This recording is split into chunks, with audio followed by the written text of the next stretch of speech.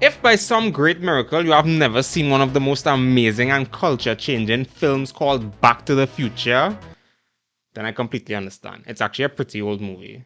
I actually forgot why I even bothered to watch this film, but make no mistake, I was pleasantly surprised by how good it actually was. So naturally, I watched all 3 movies, which was actually pretty good. I kinda had a skewed idea of 80s films, thinking it was a product of its time. It is, but it's still hella good films though. As always, I'll be sharing my thoughts as the movie progresses. So relax, put on your Walkman, grab some Dunkaroos, subscribe, and let's do this! The movie opens up with our boy Marty barging into Doc's place, and he be amping up everything for no good reason other than to destroy everything and waste some damn good equipment. Did you see the size of that speaker? Frick.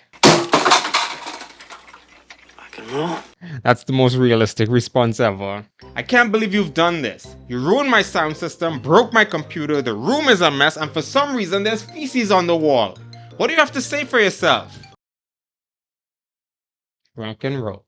So Doc calls his own place to reach Marty, cause his own house wasn't an option for some reason.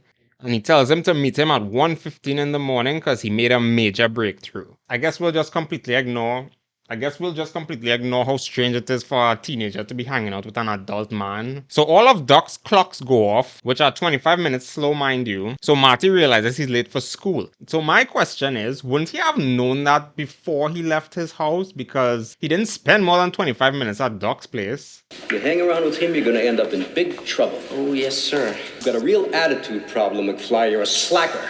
Oh, please show me where the attitude was. Let me give you some life advice. Girls, bad. Money, good. Oh, yes, sir. You got a real attitude problem. Didn't your mother teach you any manners? But you are my mother. No McFly ever amounted to anything in the history of Hill Valley. Did his dad steal his girl or something? What the hell? So if you didn't realize, Marty is obsessed with rock music and is auditioning for Battle of the Bands. Damn, he pulled a real body though. Frick. But oh no, the adults don't like it because they're so old. Gross. Marty is a gallus himself though, eyeing down other girls and still has his own. I didn't realize you were chill like that. Alright, you're good. Freak. Back at home, Marty meets his dad getting basically manhandled from his boss, I think, Biff. Afraid I'm just not very good at confrontations. Oh really? I hadn't noticed. Come on, time to change that oil. I love that laugh so much. So Marty's sister told him that Jennifer, the baddie, called him and his mom just goes off on how that's harlot behavior. Girls shouldn't be chasing boys. Ew. And goes on about how she met their dad. He was standing in the middle of the street and her dad hit him. I was gonna spend the rest of my life with him. Don't look at me. Don't look at me. That's actually kind of depressing if you think about it. Doc announces his new experiment and puts his dog in the DeLorean and drives it with a remote control. And you imagine if it didn't work, this would have been a whole different type of movie. Marty is disoriented and Doc is proud to announce that Einstein, the dog, is the world's first time traveler. As proven by this timer here, so it's foolproof. He goes on to show Marty how the machine works and inadvertently puts in 1955, then realizes that was the day he invented time travel. And as the conversation continues, Marty learns that the machine runs on plutonium, which he stole from. So he announces that he's going to 25 years into the future, which would be 2010?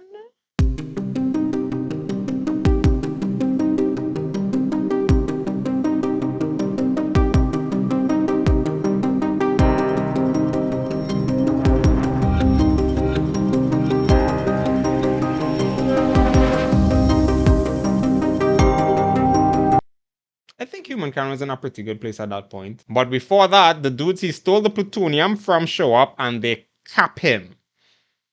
That was the best way I could put it. They also try to get Marty, but he flees into the DeLorean and drives. And well, I'm sure you know what happens now. Well, this family is traumatized.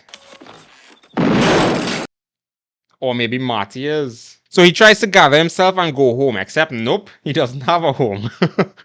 And now the car stops working. Great. I'll be freaking the F out right now, to be honest. So he cleverly hides the car behind this sign and heads to the next town. It's gotta be a dream. You're handling it very well, to be honest. He checks the phone book for Doc's number. Yeah, I actually can't believe how far we've come from that point, to be honest, where we actually needed phone books to get people's numbers and addresses. Crazy. But nobody answers. You know where 1640 Riverside... Are you gonna order something, kid? Yes, sir. Here, frick.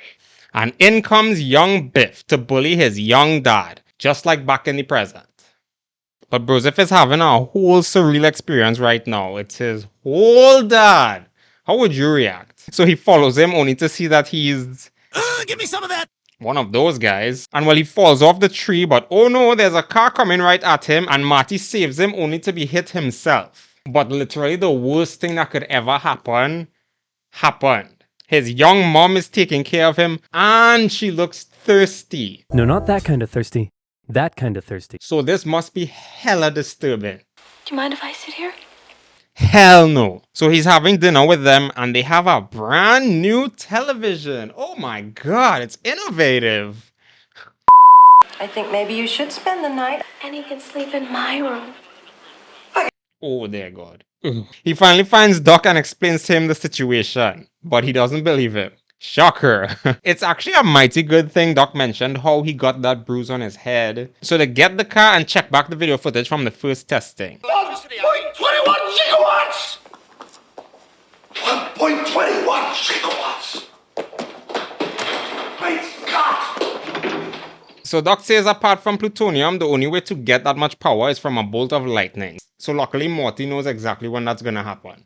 Next Saturday. So Marty is here for another week basically. But Doc stresses to him that he can't leave the house because he could alter the timeline. Frick. Which he already did. He butchered his parents' original meeting. So now they can't fall in love so Marty wouldn't exist anymore. Crazy. I'm really wondering if school kids were like this or... Anyways, he tries to introduce them, but she is just completely ignoring that and focusing on Marty. Dear God. Isn't he a dreamboat?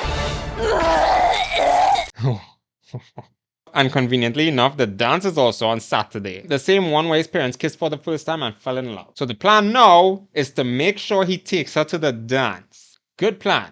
Shut your filthy mouth. I'm not that kind of girl. Well, maybe you are and you just don't know it yet. This is very uncomfortable to watch. So Marty steps in and is surprisingly saved by this same teacher. Frick! So why don't you make like a tree and get out of here? Best quote in the entire movie. Hands down. Dad tells Marty he will never, ever, ever ask his mom out. Never, ever, ever. So Marty decides to impersonate an alien with some help of his modern tech, a Walkman. So now Dad is more than excited to ask Mom out to the dance. And he basically tells him if he doesn't ask the mom out, he will fry his brains, so... Nothing's coming to my mind. Jesus, George, it was a wonder I was even born. Honestly, it's probably a good thing he got his charisma and sauciness from his mom, even though it's backfiring on him right now. So he actually tries, but gets interrupted by Biff. I thought I told you never to come in here. Or more embarrassed? Jesus Christ. Marty can't seem to help himself, but I can respect it. So they go on a whole chase only to end up in poop. Literally. Where does he come from? Yeah, where does he live? I don't know, but I'm gonna find out. Wow. Thirsty. So turns out she followed him to Doc's place. Marty, this may seem a little forward. Yeah, I understand. And she's being really very forward, asking him to ask her to the dance. I think it's terrible. Girls chasing boys. When I was your age, I never chased a boy. Looks like young mom was a harlot. Frick. So Marty brings up a plan with his dad about making her fall for him instead. Oh, you mean you're gonna go touch her on her... No. Oh no, not her. Is it Saturday already? Anyways, Marty tries to tell Doc about him being capped that night, but Doc don't want to hear it. So he decides to write him a letter stating not to open it until 1985. Pretty clever actually. We're at the dance now and Marty asks if it's cool to park. Marty, I'm almost 18 years old. It's not like I've never parked before. What did I do to deserve this? Oh my god. Kinda wonder now what happened for her to go from this saucy individual to however she is right now. What? Hey, don't worry.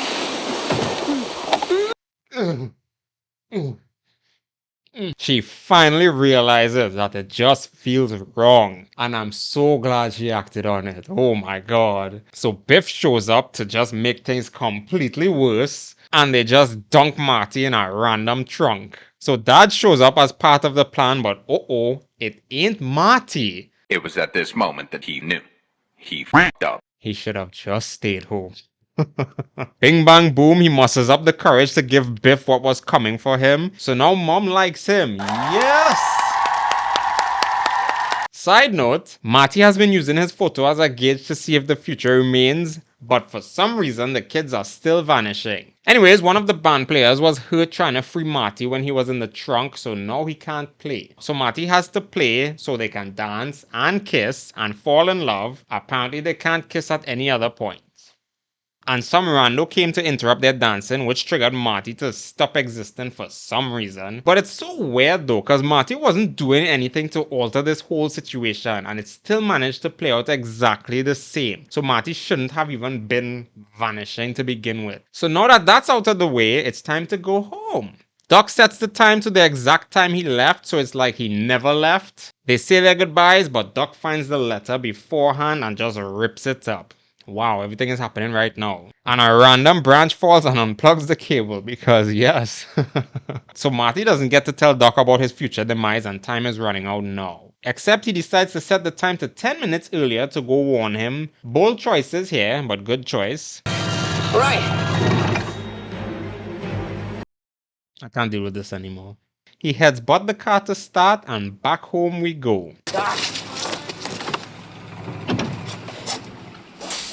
No. Maybe 20 minutes would have been better. So he foots it, only to reach just when Doc gets capped again and sees himself head back in time. Except nope, Doc's alive. He taped the letter back together. I guess it would make sense he had 30 years to reconsider it. He drops Marty off and heads 30 years into the future. And Marty meets an entirely different household with his parents happier than ever. And Biff is his underpaid waxer now. And just when he gets to see Jennifer again, Doc shows up to take Marty and Jennifer to the future. And that's the movie. Okay, like I said, I was pleasantly surprised by how good this movie was. I can really see why it became such a phenomenon in pop culture and a classic at the same time. A very light-hearted and easy story to follow with a charismatic and somehow nerdy at the same time protagonist, and Doc just being the backbone of the whole movie. It's actually kind of insane to think that because of this movie, we now have Rick and Morty. Marty's journey was actually quite nice too. How in the beginning he was fearful of rejection and not thinking he was good enough, to having all his encounters and pep talk with his dad that made him overcome all his insecurities in the process. Even though we didn't get to see it in the end, but that's okay. Moral of the story, rock and roll.